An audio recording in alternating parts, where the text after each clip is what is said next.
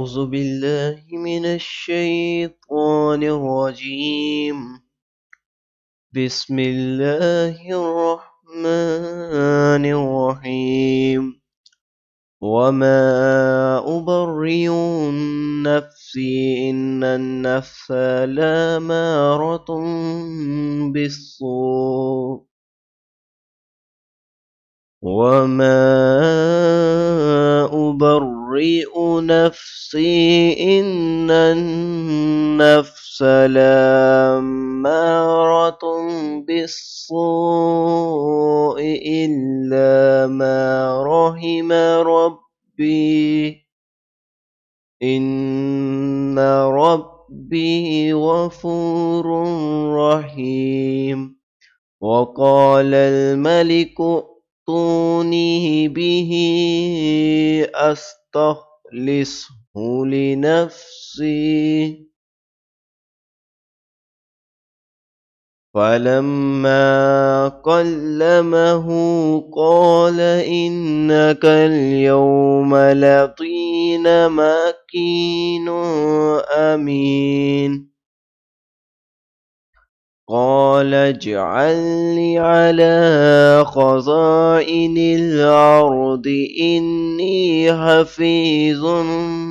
عليم. وكذلك مكنا ليوسف في الأرض يتبوأ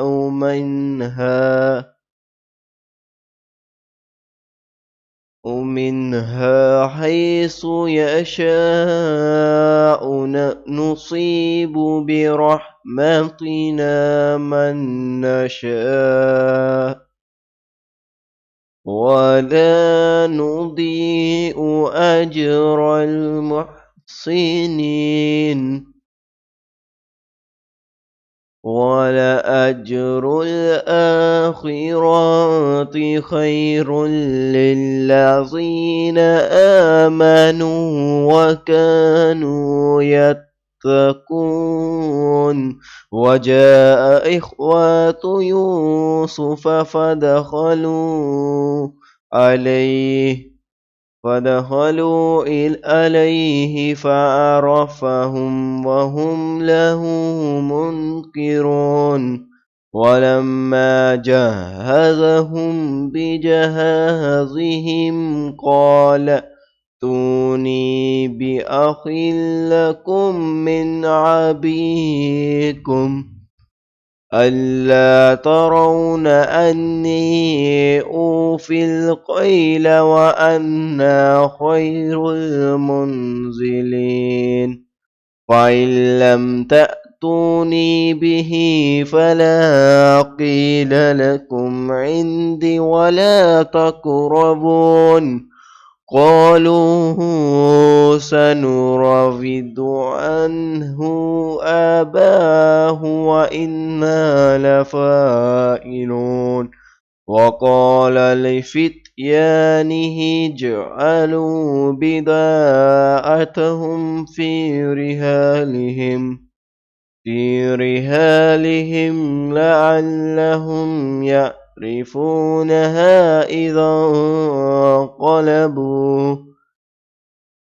إذا انقلبوا إلى أهلهم لعلهم يرجعون.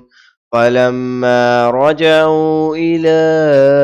أبيهم قالوا يا أبانا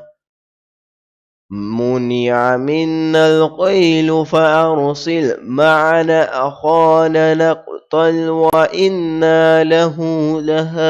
لحافظون. قال هل آمنكم عليه إلا كما آمنتكم على أخيه من قبل فالله خير حافظا وهو أرحم الراحمين. ولما فتحوا متاعهم وجدوا بضاعتهم ردت إليهم قالوا يا قالوا يا آبانا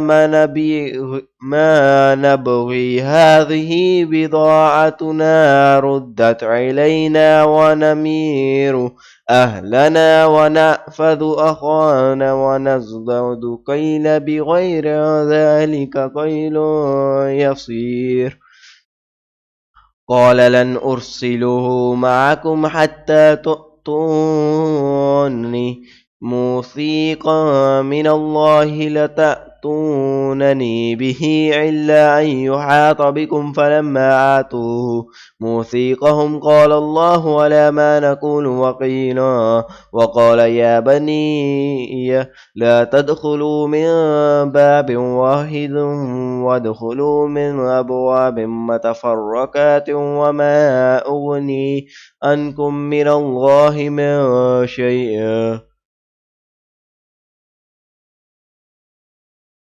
من شيء أن الحكم إلا لله عليه توكلت وعليه فليتوكل المتوكلون ولما دخلوا من حيث أمرهم أبوابهم ما كانوا يغني عنهم من الله من شيء إلا حاجة في نفس يعقوب قضاها وإنه لذو علم لما علمناه ولكن أكثر الناس لا يعلمون ولما دخلوا على يوسف آوى إليه أخاه قال إني أنا أخوك فلا تبتئس بما كانوا يعملون فلما جهزهم بجهازهم جعل السقايات في رحل أخيه ثم أظن مؤذنا آياتها العير إنكم لسارقون قالوا وأقبلوا عليهم ماذا تفقدون قالوا نفقد صواع الملك ولما جاء به حمل بغير وأن به زعيم قالوا تالله لقد علمتم ما جئتنا لنفسد في الأرض وما كنا سارقين قالوا فما جزاؤه إن كنتم كاذبين قالوا جزاء من وجد في رحله فهو جزاؤهم كذلك نجزي الظالمين فبدأ أبيعوا يأتيهم قبل وعاء أخيه ثم أخرجها من وعاء أخيه كذلك كدنا ليوسف ما كان ليأخذ أخاه في الدين الملك إلا أن يشاء الله نرفع الدرجات من نشاء وفوق كل ذي علم عليم قالوا أن يسرق فقد سرق أخ له من قبل فأصرها يوسف في نفسه ولم يبدها لهم قال أنتم شر مكانا والله أعلم بما تصفون قالوا يا أيها العزيز إن له أبا شيخا كبيرا فأخذ أحدنا مكانه إنا نراك من المحسنين قال معاذ الله أن نأخذ إلا ما وجدنا متاعنا عنده إنا إذا ظالمون فلما استيأسوا منه خلصا نجيا قال كبرهم ألم تعلموا أن آباءكم قد أخذ عليكم موثقا من الله وما قبل ما فترتم في يوسف فلا أبرح الأرض حتى يأذن لي أبي أو يحكم الله لي وهو خير الحاكمين ارجعوا إلى أبيكم فقالوا يا أبانا إن ابنك سرق وما شهدنا إلا بما علمنا وما كنا للغيب حافظين واسأل القريات التي كنا فيهم والعير التي أقبلنا فيها وإنا لصادقون قال بل سئلت عليكم أنفسكم أمرا فابصروا جميلا عسى الله ليأتيني بهم جميعا إنه هو العليم الحكيم. وتولى عنهم وقال يا أسفا على يوسف وابيضت عينه من الحزن فهو كظيم. قالوا تالله تفتأ تذكر يوسف حتى تكون حردا أو تكون من الهالكين. قالوا إنما أشكو بئسي وحزني إلى الله وأعلم من الله ما لا تعلمون. يا بني اذهبوا فتحسسوا من يوسف وأخيه ولا تيأسوا من روح الله إنه لا يأس من روح الله إلا القوم الكافرون. فلما دخلوا إليه قالوا يا أيها العزيز مسنا وأهلنا الضر وجئنا ببضاعة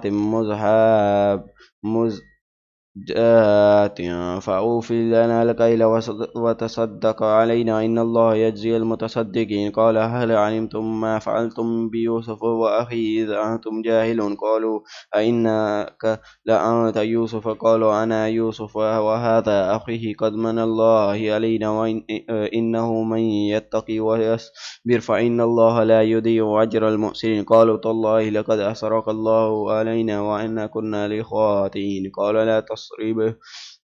عليكم اليوم يغفر الله لكم وهو أرحم الراحمين. اذهبوا بقميصي هذا فألقوا على وجه أبي يأتي بصيرا وأتوني بأهلكم أجمعين. ولما فصلت العير قال أبوهم إني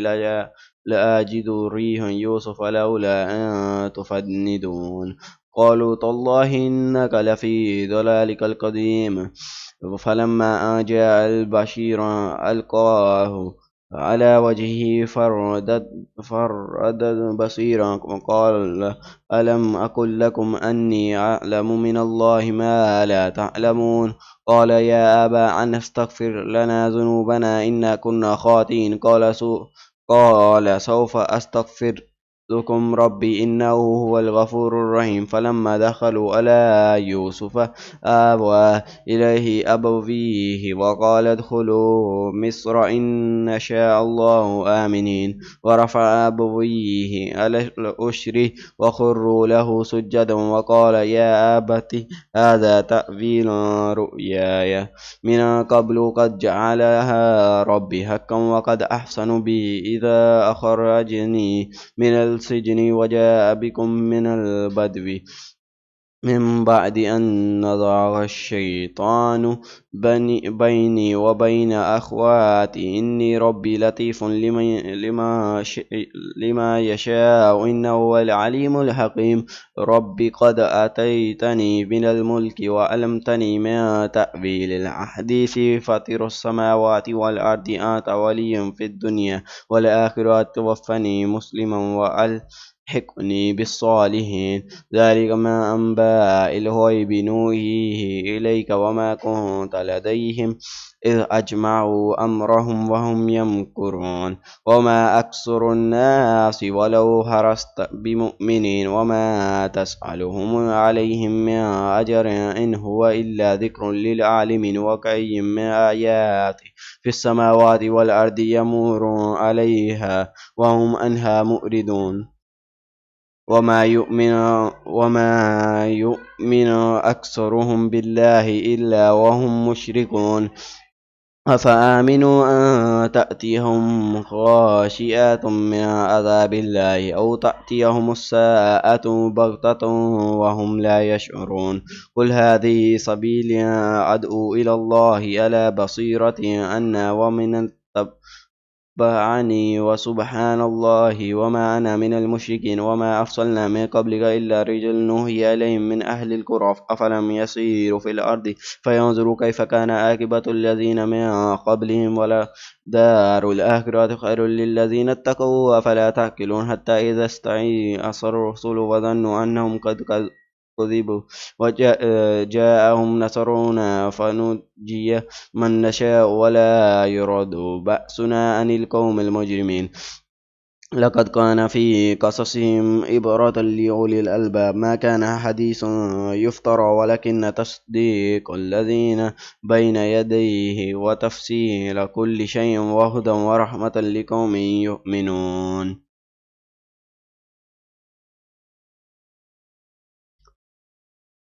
بسم الله الرحمن الرحيم. ألف لام ميم را. تلك آيات الكتاب والذي أنزل إليك من ربك الحق ولكن أكثر الناس لا يؤمنون. الله الذي رفع السماوات بغير أمد ترونها ثم استوى على العرش وسخر الشمس والقمر كل يجري لأجل مسمى يدبر الأمر يفصل الآيات لعلكم بلقاء ربكم توقنون. وهو الذي مد الأرض وجعل فيها رواسي وأنهارا ومن كل الثمرات جعل فيها زوجين اثنين يغشي الليل النهار إن في ذلك لآيات لقوم يتفكرون. وفي الأرض قطع متجاورات وجنات من أعناب وزرع ونخيل سنوان وغير سنوان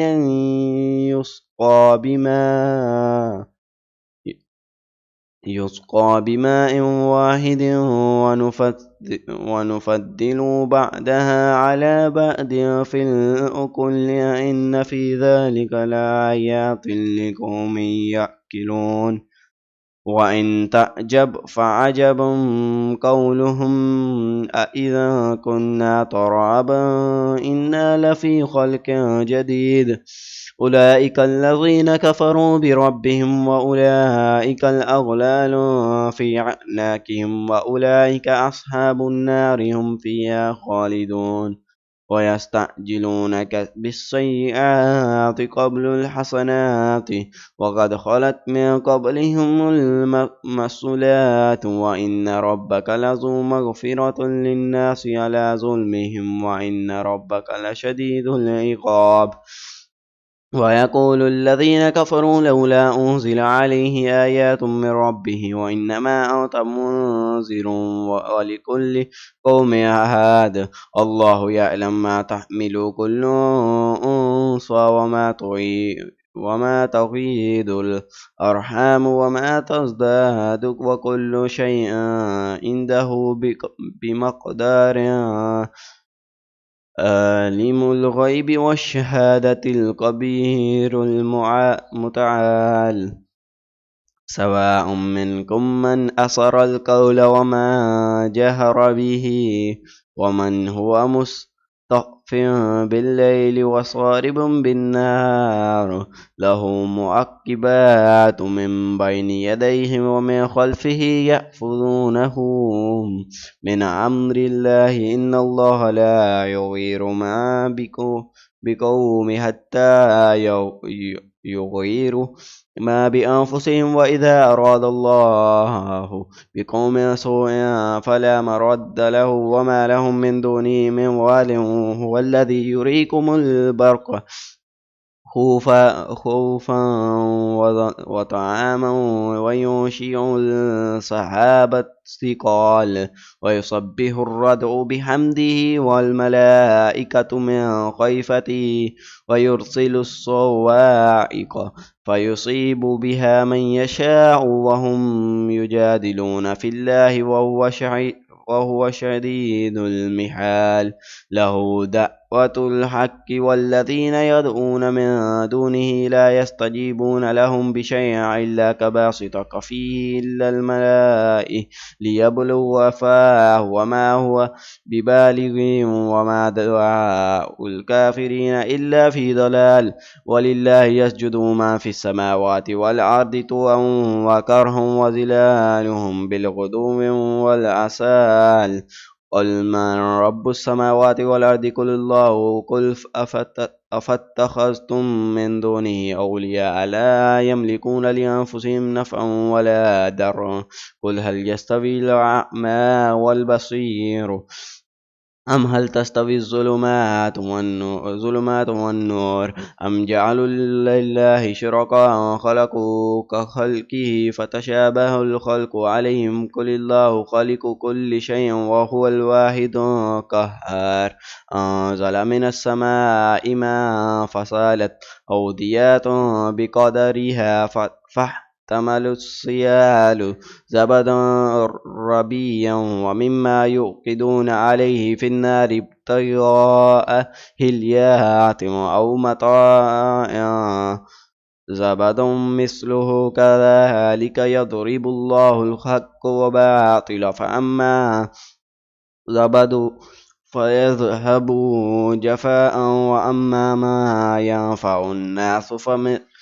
فيمكث في الأرض كذلك يضرب الله الأمثال للذين استجابوا لربهم الحسنى والذين لم يستجيبوا له لو أن لهم ما في الأرض جميعا ومثله معه لافتدوا به أولئك لهم سوء الحساب ومأواهم جهنم وبئس المهاد أفمن يعلم أنما أنزل إليك من ربك الحق كما هو أعمى إنما يتذكر أولو الألباب الذين يؤفون بعهد الله ولا ينقضون الميثاق والذين يصلون ما أمر الله به أن يؤصل ويخشون ربهم ويخافون سوء الحساب والذين صبروا ابتغاء وجه ربهم وأقاموا الصلاة وأنفقوا مما رزقناهم سرا وعلانية ويدرون بالحسنات السيئات أولئك لهم عقبى الدار جنات عدن يدخلونها ومن صلح من أبوائنا وأزواجهم وذرياتهم والملائكة يدخلون عليهم من كل باب السلام عليكم بما صبرتم فنعم أكبر الدار والذين ينقضون عهد الله من بعد ميثاقه ويقطعون ما أمر الله به أن يؤصل ويفسدون في الأرض أولئك لهم اللعنة ولهم سوء الدار الله يبسط الرزق لمن يشاء ويقدر ويغفره بالحياة الدنيا وما الحياة الدنيا في الآخرة إلا متاع ويقول الذين كفروا لولا أنزلوا عليه آيات من ربه قل إن الله يضل من يشاء ويهدي إليه ما أناب الذين آمنوا وتؤمن قلوبهم بذكر الله إلا بذكر الله تطمئن القلوب والذين آمنوا وعملوا الصالحات طوبى لهم وحسن مآب كذلك أرسلناك في أمة قد خلت من قبلها لتتلو عليهم الذي أوحينا إليك وهم يكفرون بالرحمن قل هو ربي لا إله إلا هو عليه توكلت وإليه متاب ولو أنا قرأنا سيرة بالجبال أو قطيت به الأرض أو كلم به الموتى بل الله الأمر جميعا أفلم يئس الذين آمنوا أن لو يشاء الله لهدى الناس جميعا ولا يذل الذين كفروا تصيبهم بما صنعوا قارئة أو تحل قريبا من دارهم حتى يأتي وعد الله إن الله لا يخلف الميعاد ولقد استهزئ برسل من قبلك فأمليت للذين كفروا ثم أخذتهم فكيف كان عقاب أفما هو قائم على كل نفس بما كسبت وجعلوا لله شركاء قل سموهم أم تنبئونه بما لا يعلم في الأرض أم بظاهر من القول بل زين للذين كفروا مكرهم وصدوا عن سبيل ومن يضل الله فما له من هاد لهم عذاب في الحياة الدنيا والعذاب الآخرة أشق وما لهم من الله من واق. مثل الجنة التي وعد المتقون تجري من تحتها الأنهار وكله دائما وظلها تلك عقبى الذين اتقوا وعقبى الكافرين النار. والذين آتيناهم الكتاب يفرحون بما أنزل إليك ومن الأحزاب من ينكر بعدها قل إنما أمرت أن أعبد الله ولا أشرك به إليه أدعو وإليه مآب. وكذلك أنزلناه حكما عربيا ولئن اتبعت أهواءهم بعدما جاءك من العلم ما لك من الله من ولي ولا واق. ولقد أرسلنا رسلا من قبلك وجعلنا لهم أزواجا وذريات وما كان للرسول أن يأتي بآيات إلا بإذن الله لكل أجل كتاب. يمحو الله من يشاء ويثبت وعنده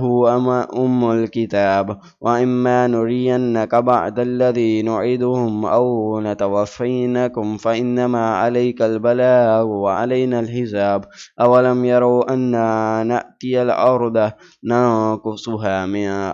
أطرافها والله يحكم لا معقب لحكمه وهو سريع الحساب. وقد مكر الذين من قبلهم فلله المكر جميعا يعلم ما تكسب كل نفس وسيعلم الكفار لمن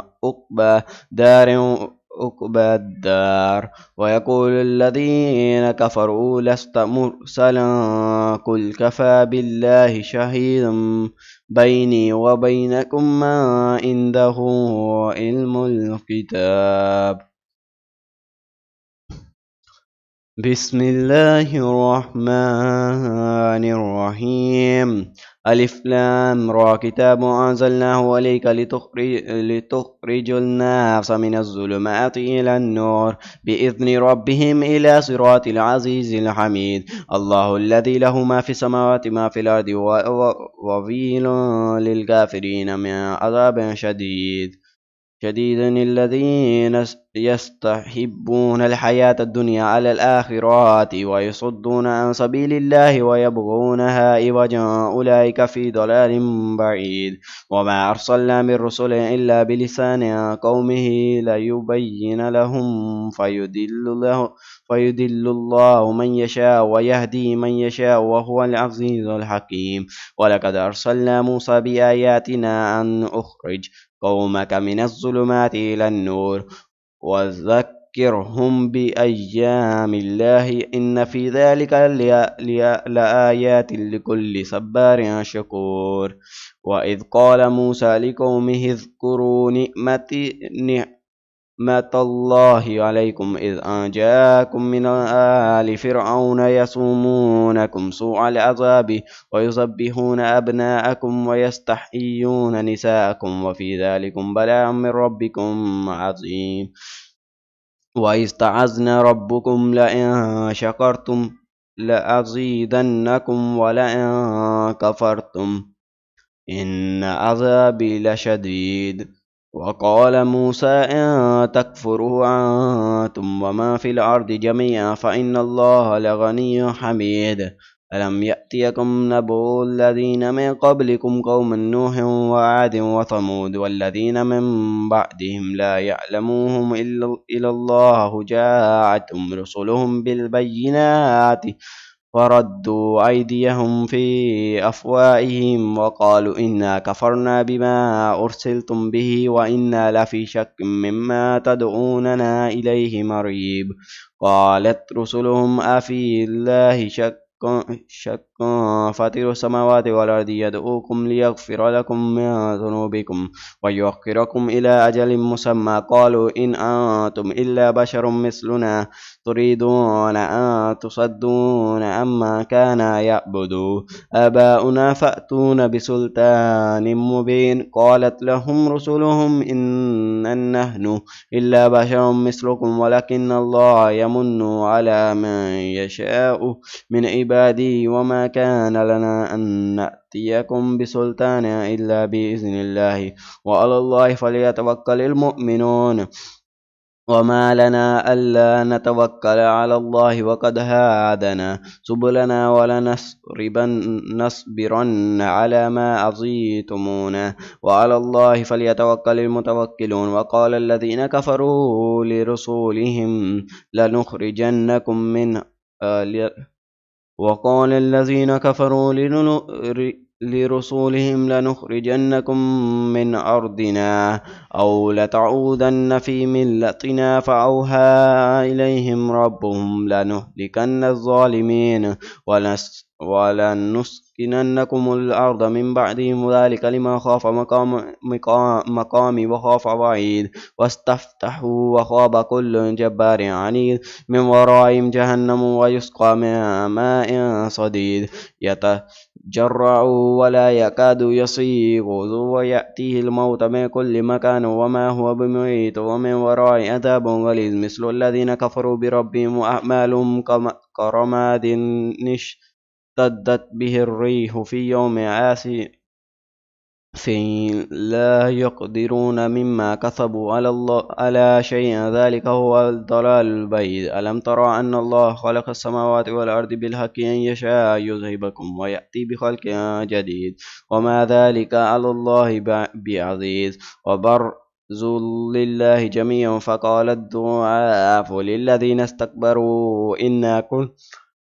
إنا كنا لكم تبعا فهل أنتم مغنون أن من عذاب الله من شيء قالوا لو هدانا الله لهديناكم سوء علينا أجزئنا أم صبرنا ما لنا من محيص وقال الشيطان لما قضي الأمر إن الله وعدكم وعد الحق ووعدتكم فاختلفتم وما كان لي عليكم من سلطان إلا أن دعوتكم فاستجبتم لي فلا تلوموني ولوموا أنفسكم ما أنا بمصرخكم وما أنتم بمصرخي إني كفرتم بما أشركتموني من قبل إن الظالمين لهم عذاب عليم وأدخل الذين آمنوا وعملوا الصالحات جنات تجري من تحتها الأنهار خالدين فيها بإذن ربهم تحيطهم فيها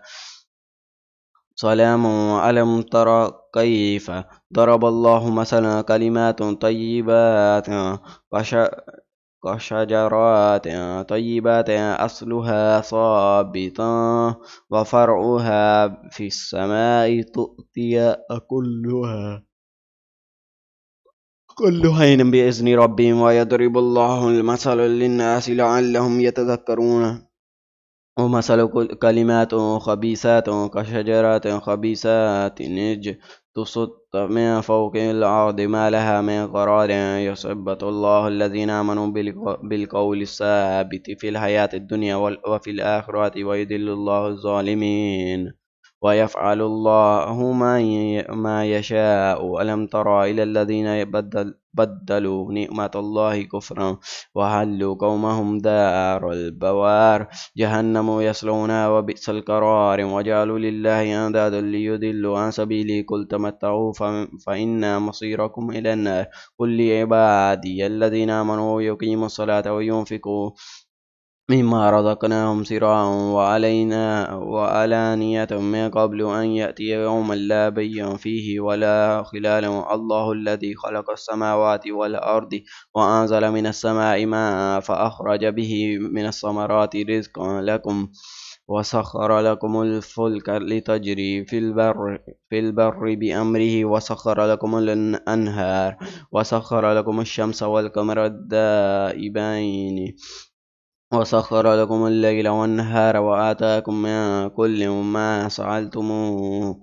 وأن تعدوا نعمة الله لا تحصوها إن الإنسان لظلام كفار وإن قال إبراهيم رب اجعل هذا البلد آمنا واجنبني وبني أن نعبد الأصنام رب إنهن أضللن كثيرا من الناس وما تبعني فإنه مني وما أعصاني فإنك غفور رحيم ربنا إنا أسكنت من ذريتنا بواد غير ذي زرع عند بيتك محرم ربنا ليقيموا الصلاة فاجعل أفئدة من الناس تهوي إليهم وارزقهم من الثمرات لعلهم يشكرون ربنا إنك تعلم ما نخفي ومن نعلم وما يخفى على الله من شيء في الأرض ولا في السماء الحمد لله الذي وهب لي على الكبر إسماعيل وإسحاق إن ربي لسميع الدعاء رب اجعلني مقيم الصلاة ومن ذريتي ربنا وتقبل دعاء ربنا اغفر لي ولوالدي وللمؤمنين يوم يقوم الحساب ولا تحسبن الله غافلا عما يعمل الظالمون إنما يؤخرهم ليوم تشخص فيه الأبصار مهطئين مقنعي رؤوسهم لا يرتد إليهم طرفهم وأفئدتهم هواء وأنذر الناس يوم يأتيهم العذاب فيقول الذين ظلموا ربنا أخرنا إلى أجل قريب نجب دعواتك ونتبع الرسل أولم تكونوا أقسمتم من قبل ما لكم من زوال وسكنتم في مساكن الذين ظلموا أنفسهم وتبين لكم كيف فعلنا بهم وضربنا لكم الأمثال وقد مكروا مكرهم وعند الله مكرهم وإن كان مكرهم لتزول منه الجبال فلا تحسبن الله مخلفا وعدهم رسلهم إن الله عزيز ذو انتقام يوم تبدل الأرض غير الأرض والسماوات وبرزوا لله الواحد القهار وترى المجرمين يومئذ مقرنين في الأصفاد سرابيلهم من قطران وتغشى وجوههم النار ليجزي الله كل نفس ما كسبت إن الله سريع الحساب هذا بلاغ للناس